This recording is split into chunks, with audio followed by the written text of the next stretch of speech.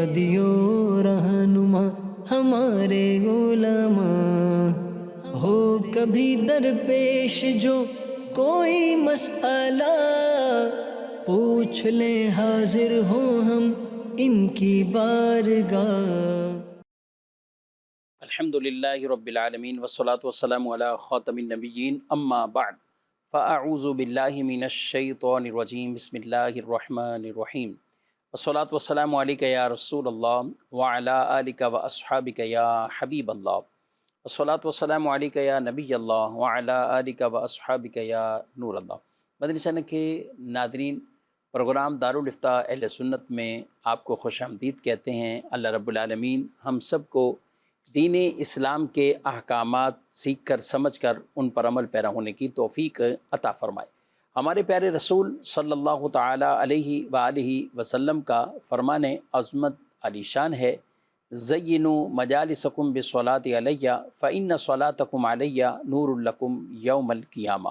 اپنی مجلسوں کو مجھ پر درود پڑھ کر آراستہ کرو، خوبصورت بنا لو، تمہارا مجھ پر درود پڑھنا قیامت کے دن تمہارے لیے نور ہوگا۔ صلو علی الحبیب صلی اللہ تعالی علی محمد صلی اللہ علیہ وآلہ وسلم، صلاۃ و سلام علیک یا سیدی یا رسول اللہ وعلی آلک و اصحابک یا سیدی یا حبیب اللہ۔ ناظرین کرام، اس پروگرام میں بطور خاص سوال جواب کی صورت میں علم دین کی باتیں ہوتی ہیں، احکامات شریعت آپ تک پہنچائے جاتے ہیں۔ تو اول تاخیر ہمارے ساتھ پروگرام میں شامل رہیں گے تو انشاءاللہ سیکھنے کو بھی ملے گا، اور وہ احکامات بالخصوص جن کے بارے میں ہم جاننا چاہتے ہیں، بعضوں کا ذہنوں میں سوالات ہوتے ہیں لیکن کہیں پوچھے نہیں ہیں، کہیں سے معلومات نہیں حاصل کی، آپ یہ پروگرام اول تاخیر دیکھیں گے تو انشاءاللہ آپ کو ایسے سوالات کا بھی علم بھی ملے گا۔ ہمارے ساتھ آج کے پروگرام میں تشریف فرما ہے مفتی محمد کفیل رضا اتاری صاحب، ان کو بھی خوش آمدید کہتے ہیں۔ جزاک اللہ خیر۔ کیسے مزاج گرامی؟ الحمدللہ علی کل حال۔ ماشاءاللہ۔ ہمارے پاس کچھ ویڈیو سوالات ہیں تو ہم پہلے بڑھتے ہیں اپنے ناظرین کے ان سوالات کی طرف۔ میرا مفتی صاحب سے یہ سوال ہے، کچھ لوگ رات کو پھول توڑتے ہیں اور یہ کہتے ہیں کہ اس سے شیطان اور جنات وغیرہ کے سائے آ جاتے ہیں، تو اس کے بارے میں کیا حکم ہے؟ پلیز ارشاد فرما دیجیے۔ جی، پھول توڑتے ہیں اور کہتے ہیں کہ اس سے سایہ آ جاتا ہے، یا کوئی اور اس طرح کے توہمات اس کو کہیں، یا ویسے وساوس خیالات لوگوں کے ذہنوں میں آتے ہیں۔ بسم اللہ الرحمن الرحیم۔ بلا وجہ تو خیر پھول نہیں توڑنے چاہیے، لیکن اگر وہ آپ دن میں توڑتے ہیں یا رات میں توڑتے ہیں تو ایسا نہیں ہے کہ اس کی وجہ سے جو ہے وہ جنات آپ پر حاوی ہو جاتے ہیں یا جنات کے اثرات جو ہے وہ آ جاتے ہیں، تو یہ اس طرح کی باتیں جو ہے وہ ہونا ضروری جو ہے وہ نہیں ہے۔ ہاں، ممکن ہے کہ جنات بسا اوقات جو ہے وہ درختوں پر جو ہے وہ ہوتے ہیں، تو اگر کوئی ان کو تکلیف پہنچاتا ہے تو ممکن ہے کہ وہ جو ہے وہ اس کو جو ہے وہ پھر تکلیف آگے سے پہنچائیں، لیکن یہ کہ نہیں جناب پھول توڑنے والے کے اوپر ہی جنات جو ہے وہ آئیں گے، یہ کوئی ضروری نہیں ہے، اور ایسی کوئی چیز جو ہے وہ لازم و ملزوم نہیں ہے۔ ٹھیک ہے۔ اچھا، کہیں جاتے ہیں تو ویسے بھی لوگ پھول توڑتے ہی رہتے ہیں، کسی کے گھر جائیں یا کہیں پارک میں جائیں یا کوئی اور ایسی جگہ ہیں جہاں خود ہی ایک خوبصورتی کے لیے پھول لگائے جاتے ہیں، تو بچوں میں بھی ہے، بعض بڑوں میں بھی عادت ہے، کیا کہتے ہیں آپ؟ دیکھیں، ایک ہے کہ عوامی سطح کے اوپر کوئی ایسی چیز ہے جو کہ پبلک کی ہے، تو وہاں سے اگر کسی نے توڑ لیا، جبکہ وہاں پہ لگانے والوں نے جو ہے وہ ویسے ہی، بعض پھول ہوتے ہیں کہ بعض درختوں کے اندر جو ہے وہ اگ رہے ہوتے ہیں، تو اس کو کوئی توڑ بھی لے تو اس میں کوئی حرج جو ہے وہ نہیں ہوتا، لیکن بعض ہوتے ہیں جیسے پودے ہوتے ہیں کہ باقاعدہ سجا کر جو ہے وہ رکھے جاتے ہیں، یا ان کا باقاعدہ پھولوں کا اہتمام جو ہے وہ کیا جاتا ہے، تو وہاں پہ مقصود یہی ہے کہ ان پھولوں کی نمائش یا ان پھولوں کی خوبصورتی کے ذریعے سے ماحول کو جو ہے وہ خوبصورت بنایا جائے، تو وہاں پہ بالکل جو ہے وہ یوں نہیں توڑنے چاہیے، اور کسی کی ملکیت والے جو درخت ہیں یا پودے ہیں تو وہاں سے تو اس کی اجازت کے بغیر ویسے ہی توڑنا جائز نہیں ہے، تو آپ کو اجازت ہی لینا ہوگا۔ اچھا، پھر کئی دفعہ ایسا ہوتا ہے کہ بعض جگہوں پر ان کا تعلق وقف کی چیزوں سے ہوتا ہے، مسجد کے اندر پھول لگے ہوئے ہیں، قبرستان کے اندر جو ہے وہ لگے ہوئے ہیں، تو وہاں بدرجہ اولیٰ جو ہے وہ ان کو توڑنا جائز نہیں ہوگا۔ ان دنوں میں بات کریں تو ملک بھر میں اور کئی جگہوں پہ بطور خاص ایک مہم شجرکاری کے نام سے، اور اس موسم میں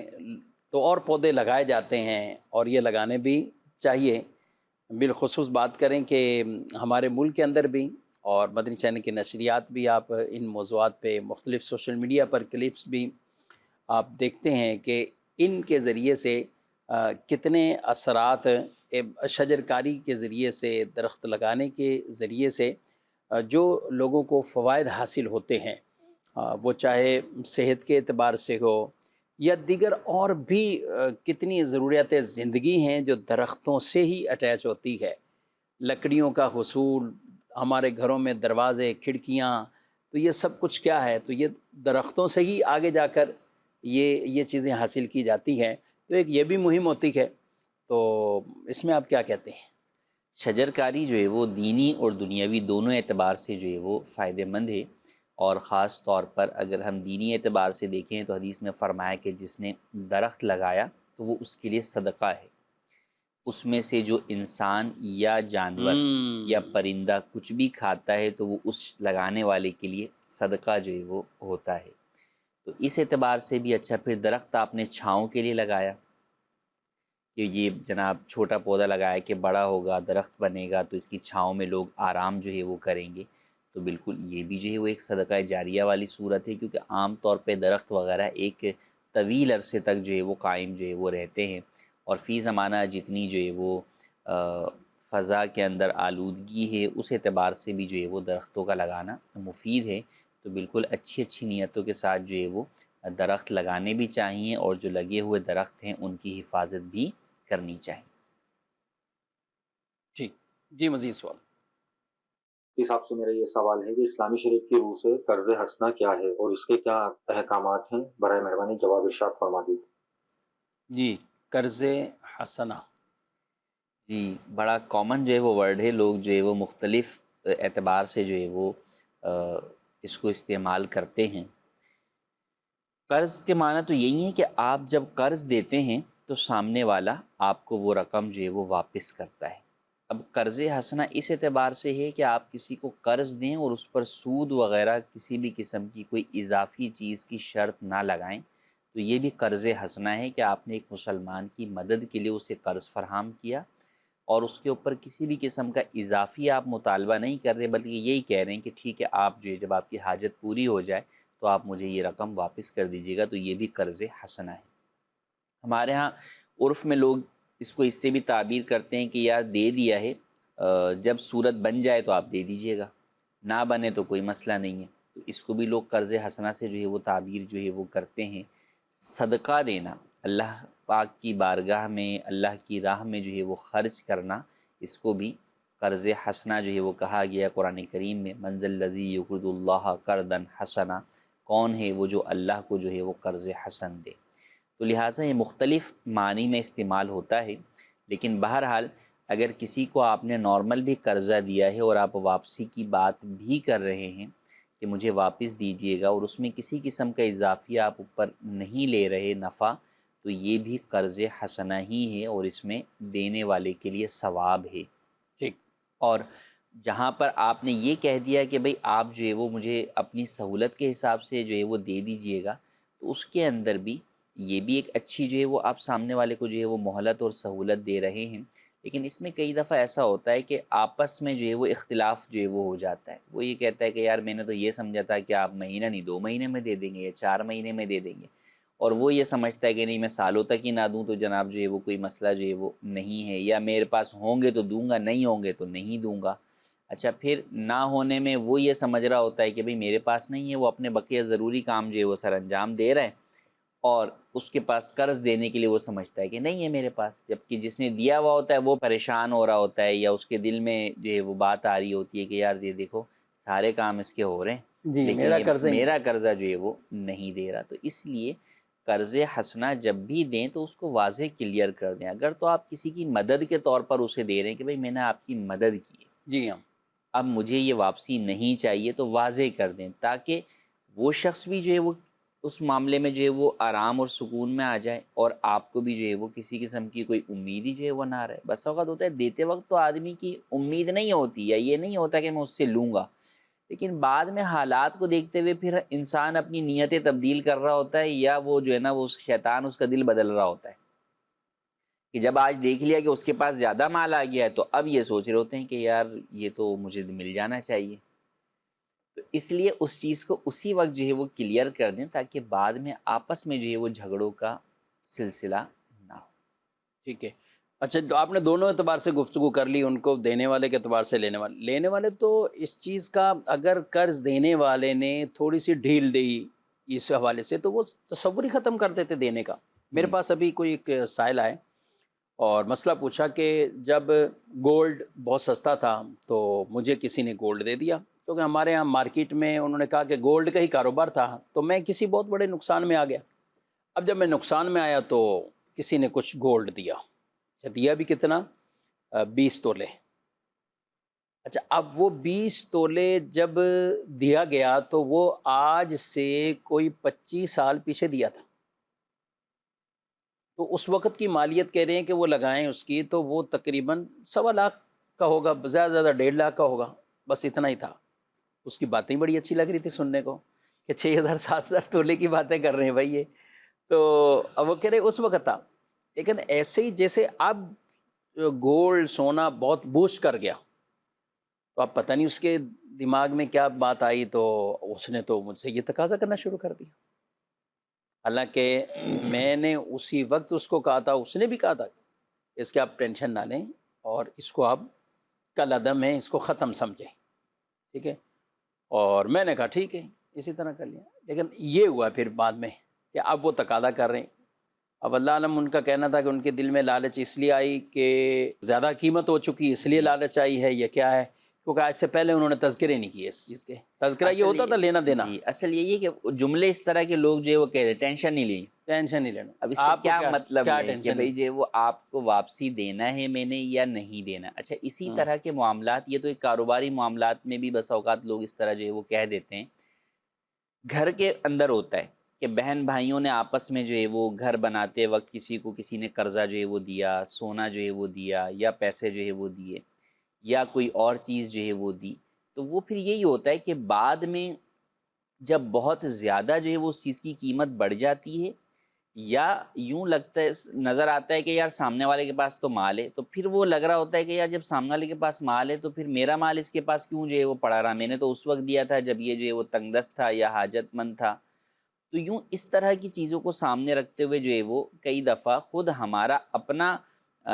دل بھی یعنی ضمیر بھی اس چیز کے اوپر سوچ رہا ہوتا ہے کہ نہیں یار دیتے وقت تو یہ نیت نہیں تھی، لیکن آج شیطان پھر اس کے مختلف ہیلے بہانے جو ہے وہ کر رہا ہوتا ہے. تو اس لیے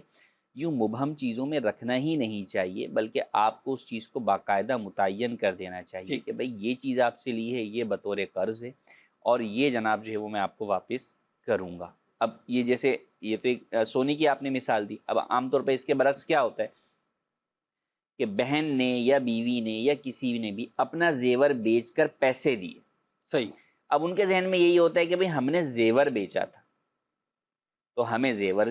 ہی جو ہے وہ چاہیے. اب 20-25 سال کے بعد وہ کہتے ہیں ہم نے تو جناب 5 تولے زیور بیچا تھا، اب آپ 5 تولے زیور کے پیسے دیجیے. حالانکہ دیے اس شخص کو جو ہے وہ زیور نہیں تھا یا سونا نہیں دیا تھا، اس کو دیا پیسہ ہی تھا.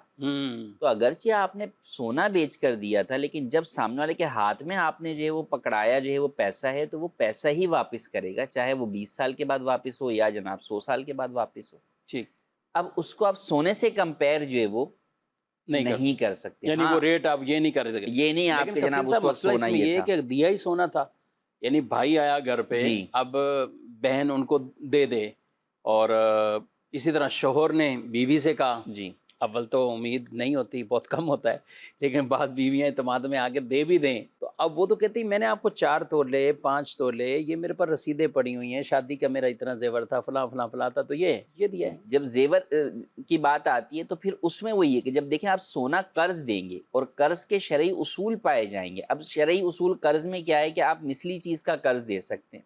اب مثلی چیز کا مطلب یہ کہ اگر سونا آپ پگھلا کر دیتے ہیں یا سونا بسکٹ کی شیپ کے اندر دیتے ہیں تو ٹھیک ہے، وہ سونا ہی واپس کرے گا اتنے وزن کے اعتبار سے. لیکن اگر آپ نے زیور دیا ہے تو زیور مثلی چیز نہیں ہے، کیونکہ مختلف ڈائیاں چینج ہو جاتی ہیں. جو ڈائی جناب 25 سال پہلے تھی آج اس ڈیزائن کا جو ہے وہ زیور جو ہے وہ نہیں ہوگا. تو اس لیے زیور کی صورت میں دینے کی صورت میں وہ قیمی بنا. جب وہ قیمی بنا تو اب اس صورت میں اس وقت کی قیمت کا ہی اعتبار ہوگا اور وہ بھی اس وقت کی. اس وقت کی. کتنا اہم مسئلہ ہے. تو اب اس معاملے میں ہوتا یہ ہے کہ لوگ اس چیز کی طرف توجہ جو ہے وہ نہیں دیتے. ابھی جیسے آپ نے کہا تو میرے پاس بھی ابھی 2-4 دن پہلے 2 بھائی جو ہے وہ آئے تو انہوں نے یہی کہا. میرا بھائی جو ہے نا وہ ایک قرضے کے معاملے میں اور جو ہے نا بہت زیادہ وہ ہو گیا تھا تو میں نے اس کو جو ہے وہ پیسے دیے.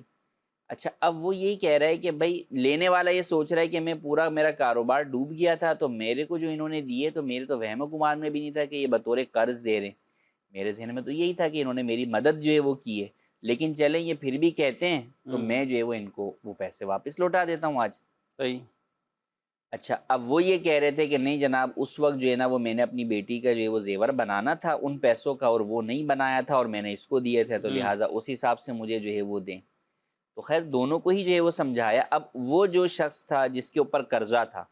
تو ان کا یہ دعویٰ تھا کہ یار یہ عمرے پہ جا رہے ہیں, یہ مختلف کام کاج کر رہے ہیں, میرے پیسے واپس نہیں دے رہے. تو میں نے ان سے یہ پوچھا کہ آپ ان کے پیسے واپس کیوں نہیں دیے, آپ نے اتنے عرصے میں یہ سارے کام کرتے رہے.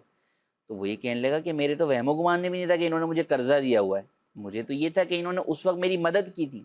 اگر میرے وہم و گمان میں ہوتا یا کسی بھی جگہ یہ بات ہوتی کہ جناب وہ چیز جو ہے وہ مجھ پر قرضہ ہے تو میں سب سے پہلے ان کا قرضہ ادا کرتا.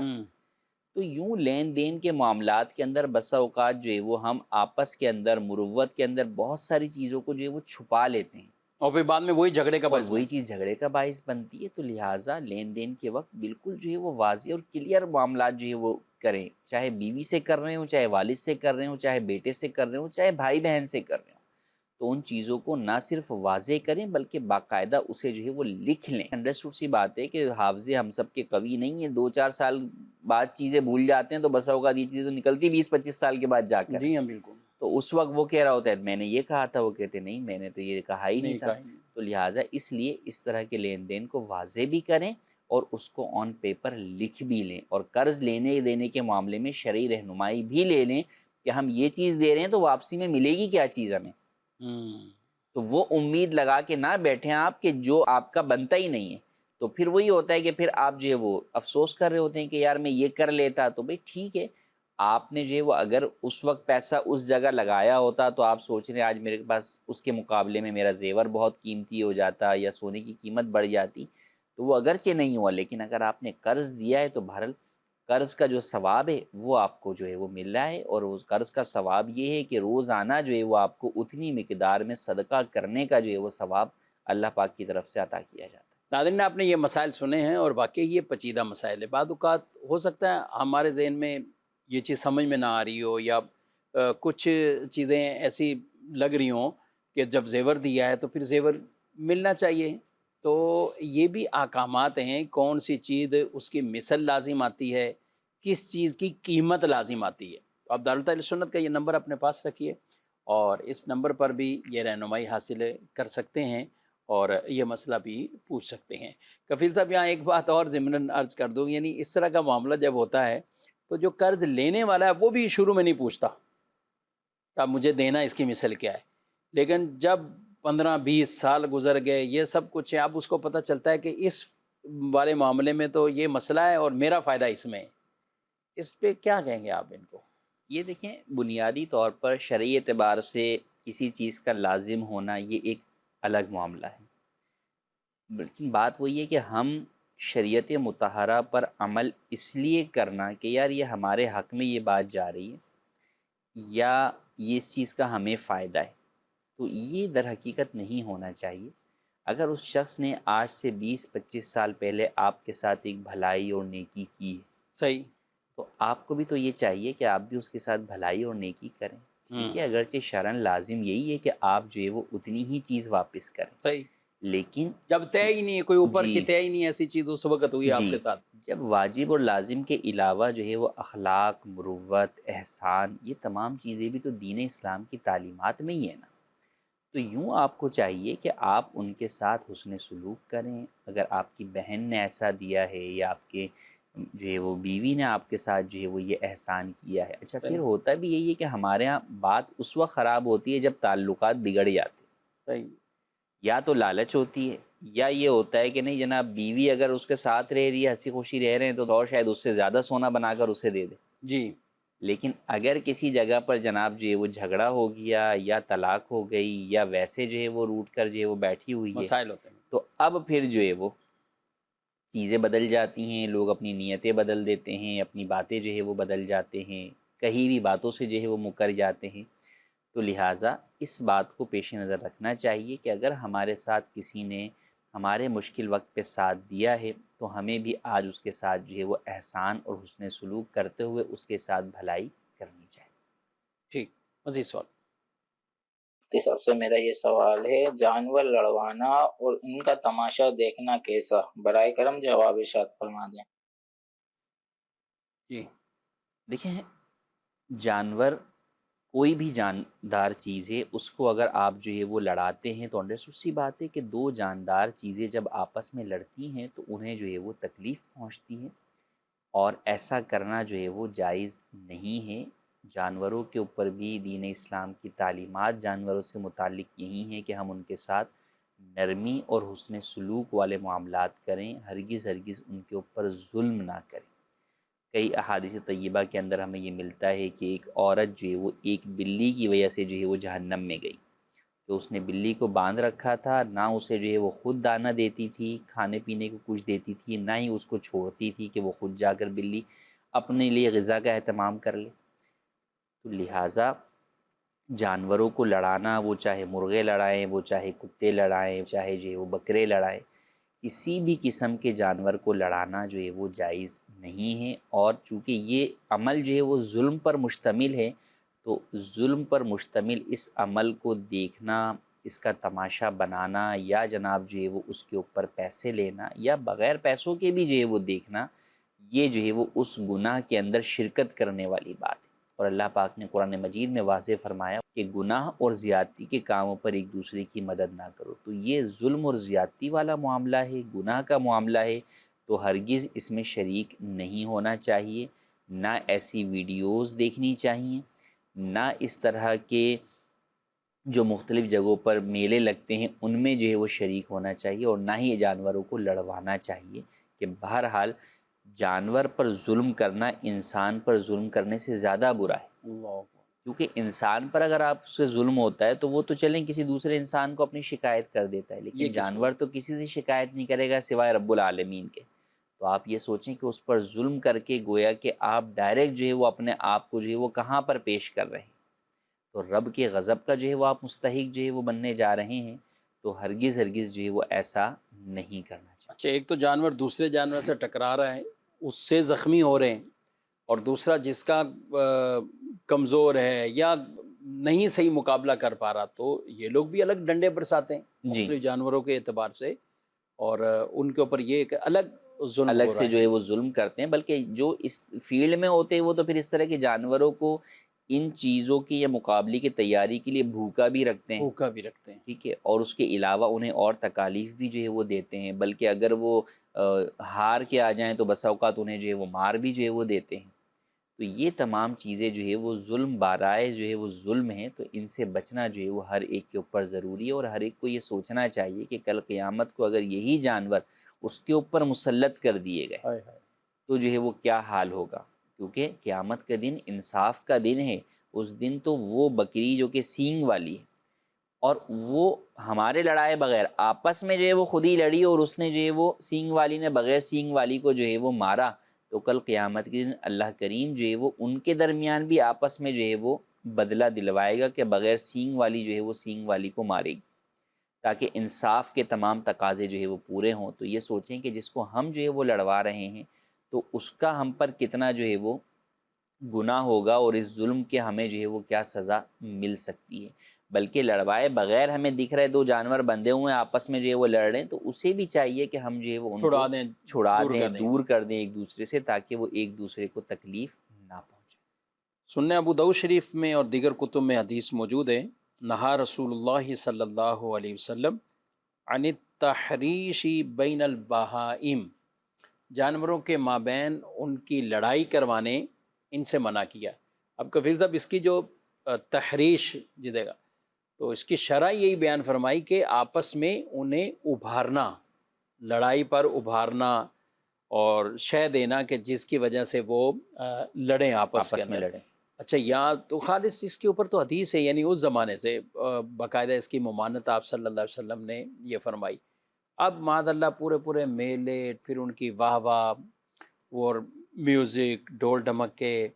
اور کیا پتہ نہیں اس طرح کے معاملات اس میں ہوتے ہیں، اور پھر ساتھ ساتھ پیسے بھی کھیلے جاتے ہیں، جوا جوا بھی بھی کھیلا اس میں جاتا اس کے ساتھ ساتھ آ گیا کہ اس کے اوپر اتنا، جہاں دیگر کھیلوں کے اندر جوا صرف خاص لوگ نہیں لگا رہے، کھیلنے والے نہیں لگا رہے، لوگ آپس میں ہی لگا رہے ہوتے ہیں، فلاں ٹیم جیتنی ہے، فلاں ٹیم جیتنی ہے، وہ آپس میں ہی کھیلے، اس سے جی کھیلنے والوں کو کوئی تعلق ہی نہیں ہے، لیکن وہ جوے لگا رہے ہیں۔ ویسے جانوروں کے بھی اندر اسی طرح لوگ جوے لگاتے ہیں اس کے اوپر، جی فلاں کا گھوڑا ایسا ہے، وہ دوڑ کے اعتبار سے یا نیزہ بازی کے اعتبار سے، ٹھیک ہے، ہم ہر چیز کو یا دوڑ کو یا دیگر کئی چیزوں کو ہم شریعت کی روح سے دیکھیں تو وہ بعض چیزوں میں تو گنجائش نکلتی بھی ہو، لیکن یہ جو جوا بیچ میں شروع ہو گیا، پھر یہ لڑائی کی تو گنجائش ہی نہیں کہ جی جانوروں کو لڑا کے ہم کہیں کہ کوئی گنجائش اس میں نکل رہی ہے، تو اس میں یہ جوے کھیلنا کیا کہتے ہیں آپ؟ دیکھیں، جوا جو ہے وہ حرام ہے، اور قرآن کریم میں اس کو جو ہے وہ شیطان کے اعمال میں سے جو ہے وہ کہا گیا ہے۔ تو جوا یہ کئی چیزوں کے اندر جو ہے وہ شامل ہو جاتا ہے، تو اس اعتبار سے بھی یعنی اگر سے فقط اس گناہ کو ہم دیکھیں تو یہ کئی گناہوں پر مشتمل ہے۔ سب سے پہلے ظلم کے اوپر، پھر ظلم بھی جانور کے اوپر، پھر اس کے اندر ظلم دو طرح سے کہ وہ دو جانور کا آپس میں جو ہے وہ لڑانے پر ظلم، دوسرا ان کا اپنا جو ہے وہ ان جانوروں کو بھوکا رکھنے یا ان جانوروں پر ظلم کرنا کہ تم جو ہے وہ جا کے یہ مقابلہ جو ہے وہ لڑو، پھر تیسرا اس کے اندر جو ہے وہ جوا کا جو ہے وہ کھیل کا شامل ہونا، یہ جو ہے وہ اس کے اوپر مزید جو ہے وہ گناہ در گناہ جو ہے وہ جمع ہے، بلکہ یوں سمجھے کہ گناہوں کا ایک مجموعہ جو ہے وہ یہ ہوتا ہے، اور یہ تمام گناہ تقریباً جو ہے وہ کبیرہ اور حرام گناہ ہیں، تو لہٰذا اس سے بچنا جو ہے وہ بے حد ضروری۔ جی مزید سوال۔ میں نیو کراچی گارمنٹس سے میرا تعلق ہے۔ اچھا، میرا سوال مفتی صاحب سے یہ ہے کہ ماہ سفر میں نمازوں کا یا کوئی وظائف کا حدیث مبارکہ سے ثابت ہے، اس کا بھی جواب مجھے ارشاد فرما دیں، بہت شکریہ۔ جی، سفر کے حوالے سے سوالات تو اس طرح کے شروع میں بھی آتے ہیں، آخر میں بھی آتے رہتے ہیں، تو یہ جو پوچھنا چاہتے ہیں کہ خاص کچھ وظائف کے اعتبار سے، کچھ نمازوں کے اعتبار سے۔ دیکھیں، ماہ سفر بھی عام مہینوں کی طرح ہے، یوں تو ہر مہینے کے کچھ نہ کچھ نوافل جو ہے وہ کتب کے اندر جو ہے وہ مروی ہوئے، لیکن خاص طور پہ ماہ سفر سے متعلق جو کئی لوگوں نے اس طرح کی روایات یا نوافل یا چیزیں بیان کی ہیں کہ جناب اس مہینے میں بلائیں نازل ہوتی ہیں تو ان سے بچنے کے لیے یہ وظائف پڑھیں یا ان سے بچنے کے لیے یہ نوافل پڑھیں، تو وہ درست نہیں ہے، کیونکہ جو اس کا بنیادی کانسیپٹ ہے کہ بلائیں نازل ہوتی ہیں وہی درست نہیں ہے، کہ حدیث پاک میں فرما دیا کہ ولا سفر، سفر میں کوئی نحوست نہیں ہے، تو لہٰذا جب وہ نحوست ہی نہیں ہے تو پھر اس سے بچنے کے لیے نہیں ہے۔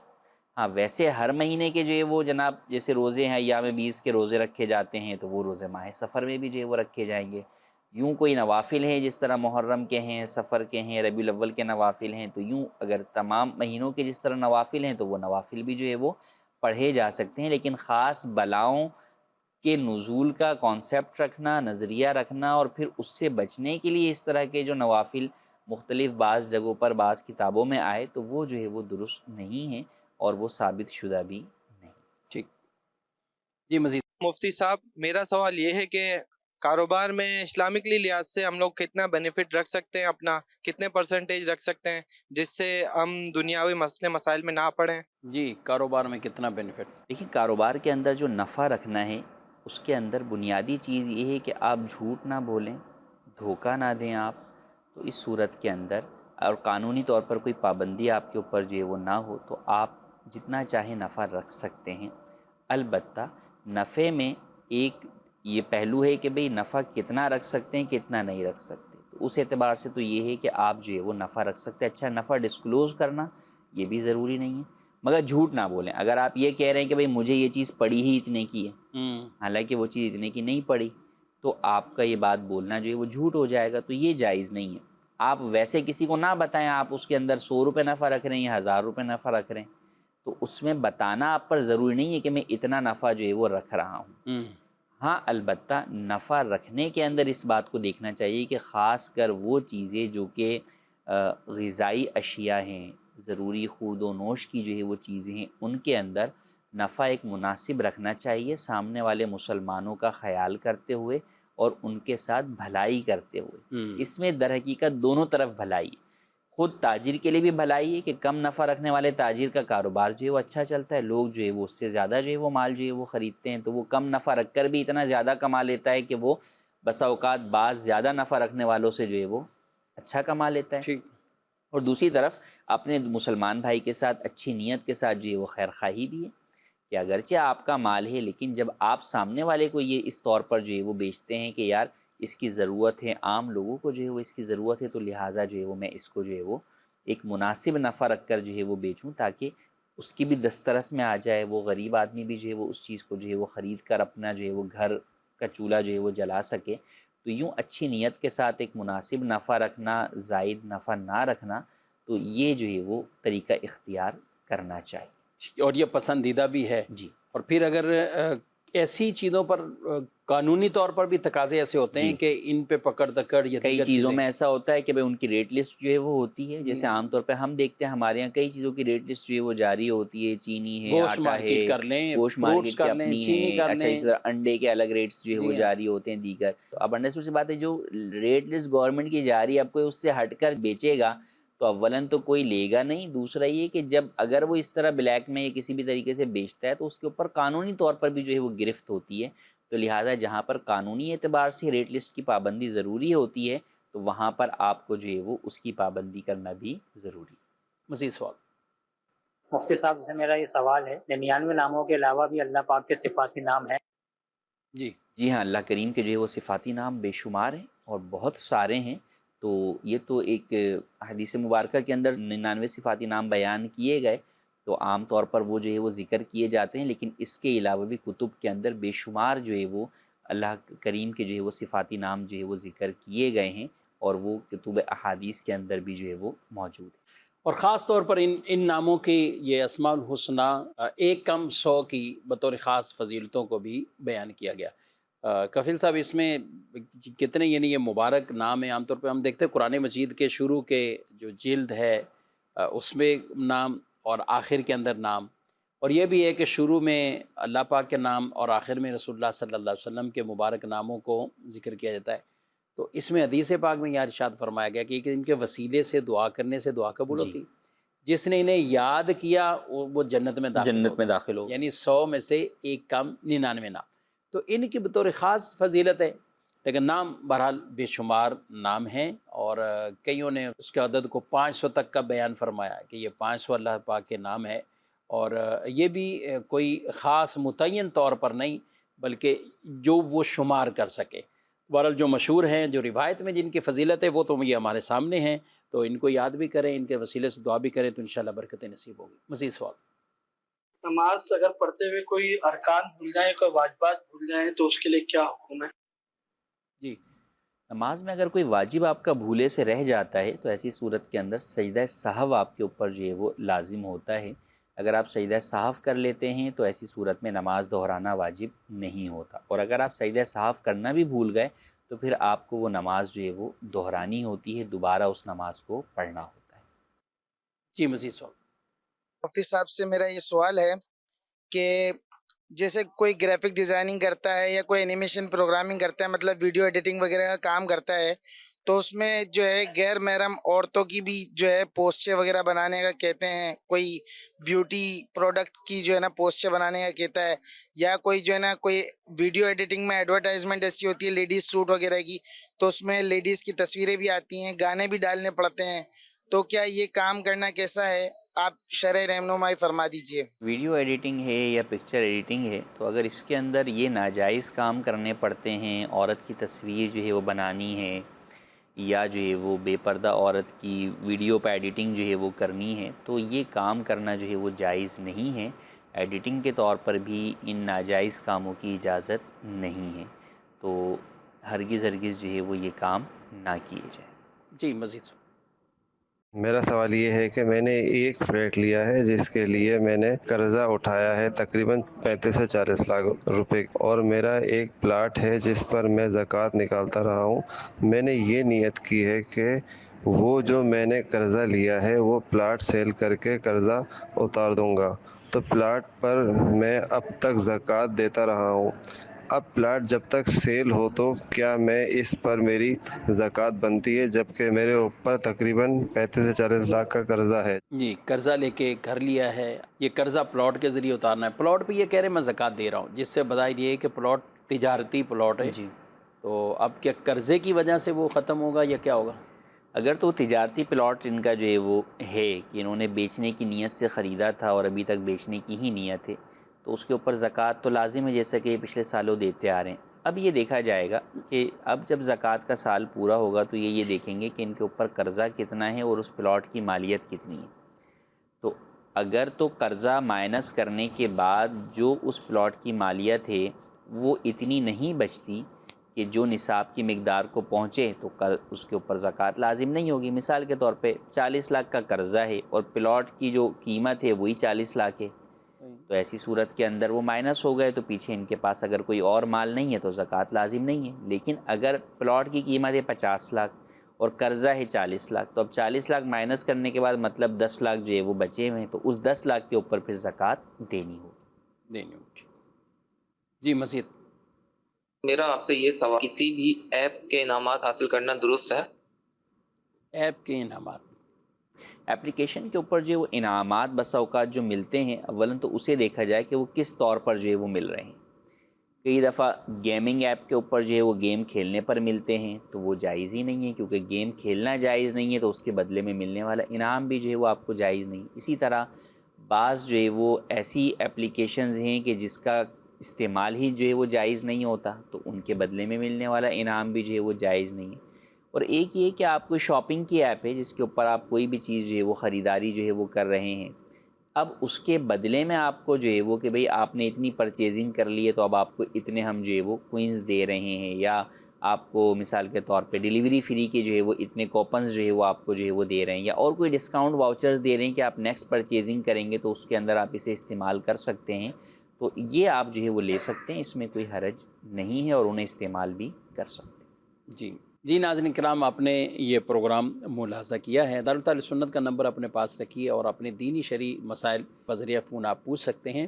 اسی طرح ہماری کئی بہنیں خواتین وہ بھی شرعی مسائل پوچھنا چاہتی ہیں. خواتین اسلامی بہنوں کے لیے بطور خاص الگ سے ایک واٹس ایپ سروس ہے، اور اس پر اگر وہ اپنے شرعی مسائل لکھ کر بھیج دیں گی تو انشاءاللہ ان کو ان مسائل کا جواب بھی مل جائے گا. اسی طرح ہزاروں فتاویٰ پڑھنے کے لیے دارالحکومت اہل سنت کی اس ویب سائٹ کا آپ وزٹ کیجئے، اور انشاءاللہ مختلف موضوعات کے ساتھ بالکل ایک منظم طریقے سے فتاویٰ وہ ملیں گے، ان کا بھی آپ مطالعہ بھی کریں، علم میں اضافہ بھی ہوگا. اللہ پاک ہم سب کے علم میں برکتیں عطا فرمائے، علم نافع کی دولت ہم سب کو عطا فرمائے. آمین بجاہ نبی الامین صلی اللہ علیہ وسلم. ہادی و رہنما ہمارے علماء، ہو کبھی درپیش جو کوئی مسئلہ، پوچھ لیں حاضر ہوں ہم ان کی بارگاہ.